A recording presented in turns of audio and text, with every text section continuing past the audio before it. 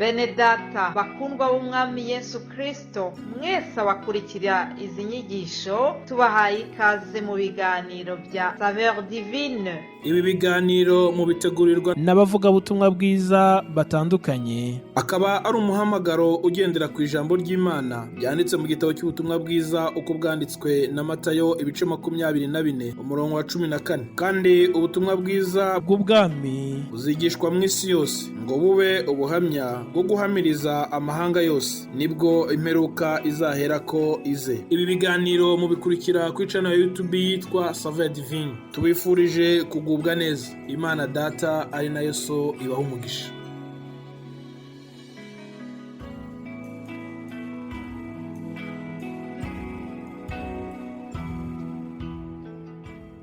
Ndabasuhuje bakundwa bene data, amahoro y'Imana nabe muri mwe. Ndi Odette Kandama mu kiganiro Saveur Divine. Ishimwe ni ryinshi mu mutima wanjye. Ndashima Imana kubw'uburinzi bwayo. Ndashima Imana kuko ikomeze kunshingisha ibirenge. Ndi mu gakiza ngikunda Yesu. N'iby'igiciro kuri jyewe. Mbona abantu benshi babivuyemo. Mbona abantu benshi batakibihaye agaciro, ariko ndashima Yesu udutera gukunda no gukora ibyo yishimira, bakomeje kumbashisha kumukunda no kumukurikira nubwo ibice intege bihari.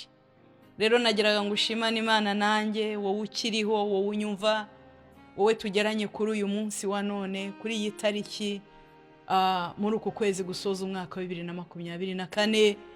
Umfashe dufatikanye gushima Imana yahabaye.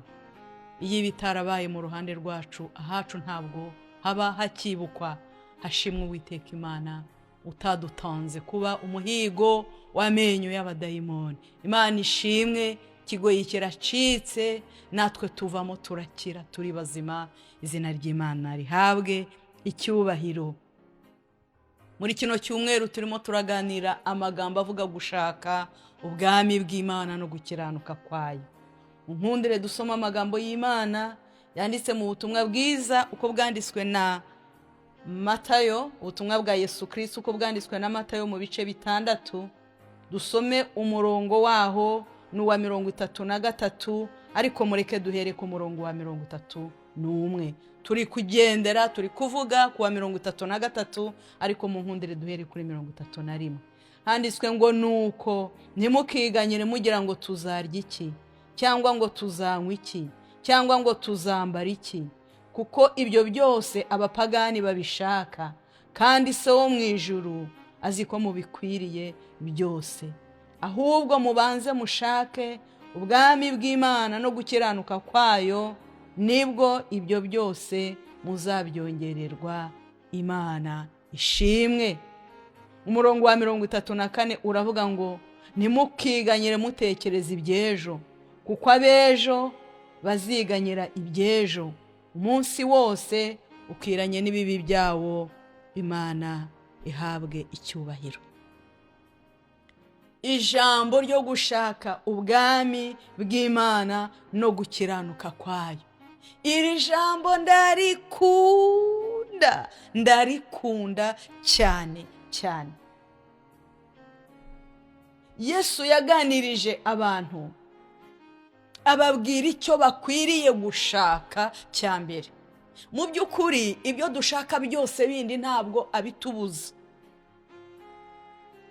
Hariho ibintu byinshi umuntu yashaka ari mu isi yakwifuza, kandi nyine turi mu isi dukwiriye kubaho, dukwiriye kurya, dukwiriye kwambara, dukwiriye kugenda, tukabona moyen de transport. Bikwiriye, turabyifuza, ariko mu bintu byose iyo ukoze urutonde ujya uhera kuri nimero ya mbere, ya kabiri, ya kangahe, kuzageza ku mubare munini ushaka watekereza. Yesu rero abwira abantu, arimo abaganiriza. Iyo uhereye hejuru kuri 25, titre iravuga ngo ntimukiganyire. Ni naho twasomye duhereye kuri 31. Arababwira ngo ntimukiganyire ibyo kurya, ntimukiganyire kubw'ibyo kunywa, ntimukiganyire ngo tuzambara iki, tuzarya iki. Aravuga ngo ibyo bintu abapagani nibo babishyira imbere, nibo babigira ibya mbere, akaba ari byo baheraho. noneho haravuga ngo mwebweho, wowe wamenye Yesu, weho wizera Yesu, hari icyo ukwiriye kubanza. aravuga ngo mubanze mushake ibi bintu bibiri mbabwiye. icya mbere, mushake ubwami bw'Imana. icya kabiri, mushake gukiranuka kwayo. nimumara gushaka ibyo byombi, ibyo byo kurya, ibyo byo kwambara, muzabihabwa ku buntu. buriya iyo tubigize ibya mbere akaba ari byo tubanza, Imana ikabona ko biduhangayikishije, nibwira ko iduseka. hejuru batubwiye aho twahereye, haratubwira ngo abapagani batazi icyo ubwami bw'Imana ari cyo, batazi icyo gukiranuka ari cyo, nibo babishyira imbere. tuzarya iki? tuzagira inzu ryari? tuzagira imodoka ryari? ibi tuzabigeraho ryari? ibi bizagenda gute? Yesu aravuga ngo ibyo ngibyo bizaze nyuma, muzabyongererwa. bakundwa bene data, ngerageje kubivuga uko mbyumva hano, ibindi byose uretse gushaka ubwami bw'Imana, uretse gushaka gukiranuka kwayo, ibindi tuzabyongererwa. ibindi ni inyongezo. bakundwa bene data, niba mwarigeze mujya kugura ibintu mu masoko ari lokale, atari mu maduka hariya wenda ushobora gusanga ibintu bifunze, cyangwa se bagapima ku munzani ibiro ntarengwa, hataburaho na kimwe, hatarengaho na kimwe.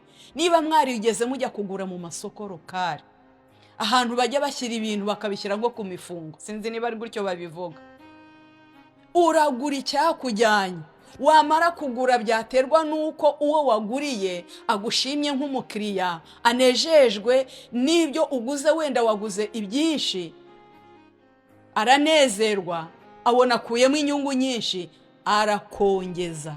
ndetse na kera abigisha za kontabilite bavuga ko hari ibintu na babandi bagura mu maduka, nubwo navuze ngo baba bafite ibintu biri fixe, habaho ibintu bita resiturune, habaho ibintu bita rabe. ni ikintu umucuruzi abona ko yagize umukiriya mwiza, ukaba waguze byinshi, noneho akakubwira ngo nguhaye resiturune, nguhaye iki ngiki, ndakongeje. Imana ishimwe. inyongezo bakundwa bene data, ibindi byose ni inyongezo.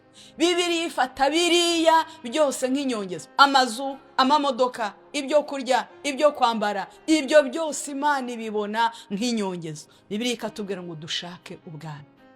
Yesu yigisha abigishwa be gusenga, yarababwiye ngo nimusenga mujye muvuga ngo Data wa twese uri mu ijuru, ubwami bwawe buze. icyo twari dukwiye kwifuza ni ubwami bw'Imana. iyo ubwami bw'Imana buje muri twebwe, duhinduka abantu bashya, duhinduka abantu bazima, intelligence yacu irakanguka, ikaba renouvelée.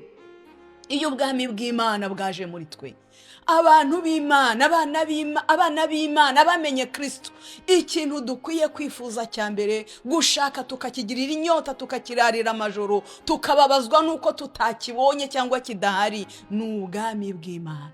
dukwiye gusenga tukavuga ngo ubwami bwawe buze mu ngo zacu, mu mitima yacu, mu rubyaro rwacu, mu itorero ryawe. ubwami bwawe buze aho dusengera, ubwami bwawe buze aho dutuye, ubwami bwawe buze aho tuvuka. gusengera, gushaka, kwifuza ubwami bw'Imana. Yesu yabwiye abigishwa ngo mujye muvuga ngo ubwami bwawe buze. ubwami bw'Imana buje, bwakuraho ubwami bwa Satani, bwakuraho imikorere ya gishetani tubona mu gihe cya none. dusenge kugira ngo ubwami bw'Imana buze, dushakashake ubwami bw'Imana.